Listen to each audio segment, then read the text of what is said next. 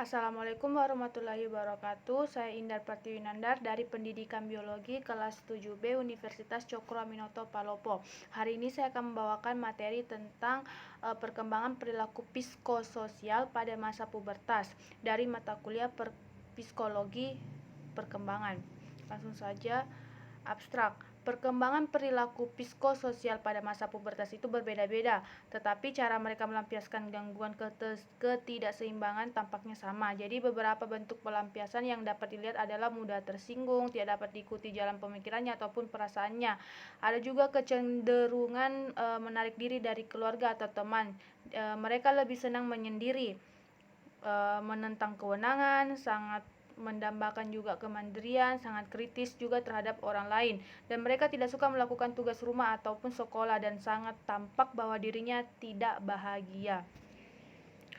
Jadi ada namanya proses imitasi yang dialami remaja. Jadi cenderungnya berjalan sesuai dengan keadaan yang terjadi pada saat remaja itu sendiri pada saat mereka menjalani kehidupannya.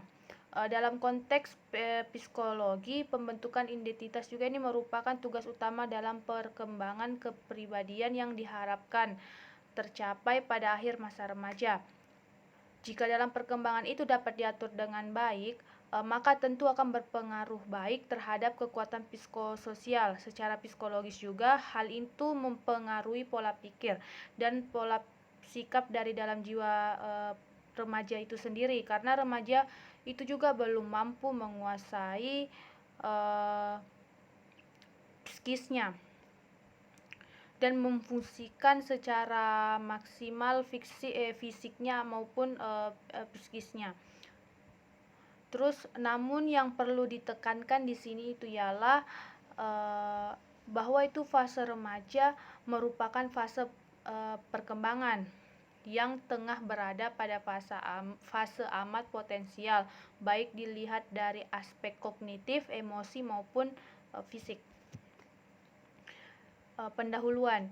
Jadi salah satu bagian penting dari perubahan perkembangan dalam masa pubertas ini ialah perkembangan aspek kognisi sosial remaja, yakni kecenderungan remaja untuk menerima dunia atau dirinya sendiri dari perspektifnya mereka sendiri yang disebut dengan egosentrisme.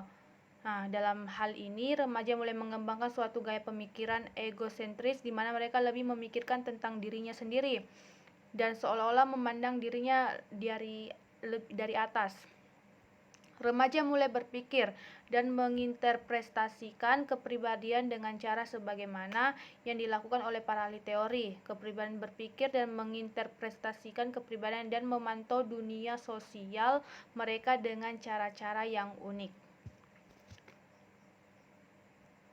Perkembangan lebih lanjut yang dinamakan istilah adolessense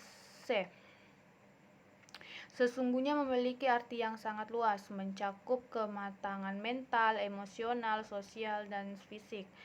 Jadi tidak heran pada masa ini remaja umumnya mengalami masa-masa kebingungan mengenai perkembangan dan pertumbuhan fisik secara lebih cepat, di mana hal-hal yang sebelumnya belum pernah dirasakan kini melanda setiap individu dan remaja lainnya yang sebaya.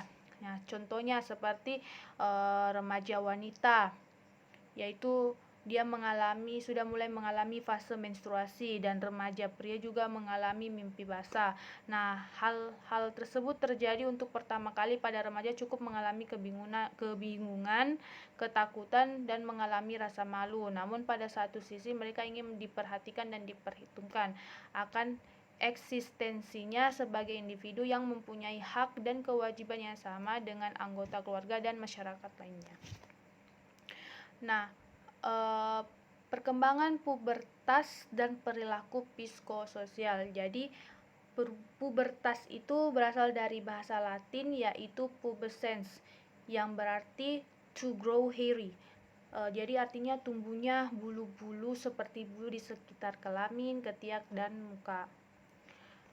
Pubertas atau puberti ialah suatu periode di mana proses pencapaian kematangan seksual dan kemampuan untuk bereproduksi menjadi fungsional.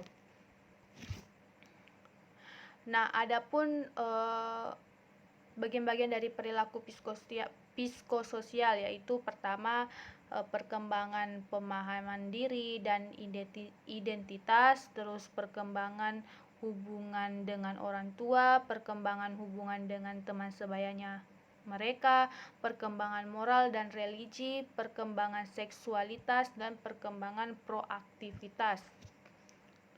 Nah, pada masa pubertas juga memiliki masalah, yaitu seperti perjuangan memperoleh otonomi secara fisik dan psikolog. Yang kedua, peran orang tua juga sangat besar di sini, tetapi remaja menganggap sebagai tembok penghalang kebebasan dan cara pandang mereka. Terus masalahnya juga pada proses sosialisasi dengan masyarakat. Jadi kesimpulannya ialah masa puber adalah periode yang unik dan khusus yang ditandai oleh perubahan perkembangan tertentu yang terjadi dalam tahap-tahap lain dalam rentang kehidupan. Jadi meskipun sering tidak mempunyai tempat yang jelas dalam rangkaian proses perkembangan manusia, masa pubertas mempunyai arti khusus dalam kehidupan seseorang. Betapa tidak pada masa pubertas inilah terjadi perubahan-perubahan besar dan dramatis dalam perkembangan seorang anak, baik dalam pertumbuhan atau perkembangan fisik, kognitif maupun dalam perkembangan psikososial anak. Terus kebutuhan psikologi remaja sedikit unik jika dibandingkan dengan tahap kehidupan yang lain. Kebutuhan psikologis yang khas pada sosial remaja antara adalah perilaku sosialnya, untuk mengenal diri, kebutuhan untuk dianggap sebagai individu yang unik, kebutuhan atau akan integritas diri, yaitu untuk diterima di lingkungannya tanpa sikap curiga dan bertanya-tanya kepada orang lain, dan kebutuhan untuk mandiri. Sekian materi dari saya, kurang lebihnya mohon dimaafkan. Wabillahi taufiq wal hidayah. Assalamualaikum warahmatullahi wabarakatuh.